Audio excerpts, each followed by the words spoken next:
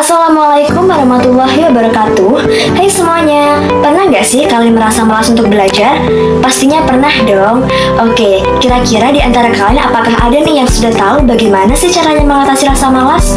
Pasti di antara kalian ada yang sudah tahu dan ada juga nih yang masih belum tahu. Nah, buat kalian yang masih belum tahu, so that's why saya membuat video ini untuk membagikan tips kepada kalian bagaimana cara mengatasi rasa malas belajar. Sebelumnya, perkenalkan nama saya Wasyifa Kamil Janeta.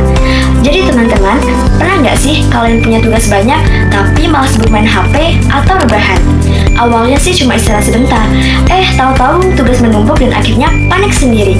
Nah, saya juga pernah merasakan hal seperti itu loh. Rasanya belajar jadi berat, membosankan, bahkan nih membuat kita kehilangan semangat. Padahal, belajar itu ibarat menanam benih loh teman-teman.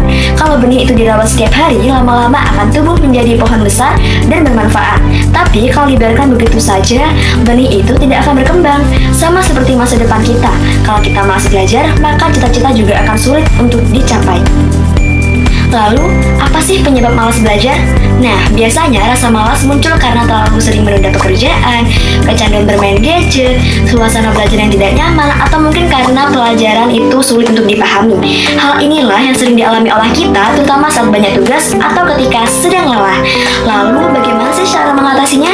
Sini deh, aku kasih tahu beberapa tipsnya. Yang pertama, buatlah jadwal yang teratur. Nah, dengan jadwal, kita jadi lebih disiplin dan tahu kapan harus belajar dan kapan harus istirahat.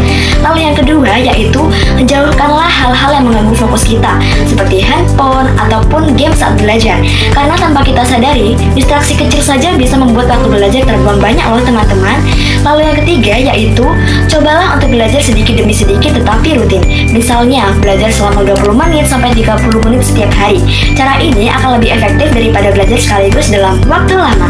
Lalu yang keempat yaitu carilah suasana belajar yang nyaman dan menyenangkan nih. Misalnya belajar sambil mendengarkan musik yang tenang atau belajar bersama teman-teman kalian agar lebih semangat. Dan yang terakhir yaitu ingatlah kembali tujuan dan cita-cita kalian. Ketika kita ingat impian yang ingin dicapai, rasa malas pun akan perlahan berubah menjadi semangat.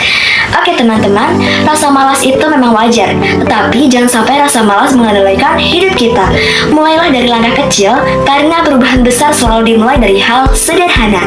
Jadi jangan menyerah nih untuk belajar, karena usaha hari ini akan menentukan kesuksesan kita di masa depan. Sekian dari saya, terima kasih atas perhatiannya. Wassalamualaikum warahmatullahi wabarakatuh.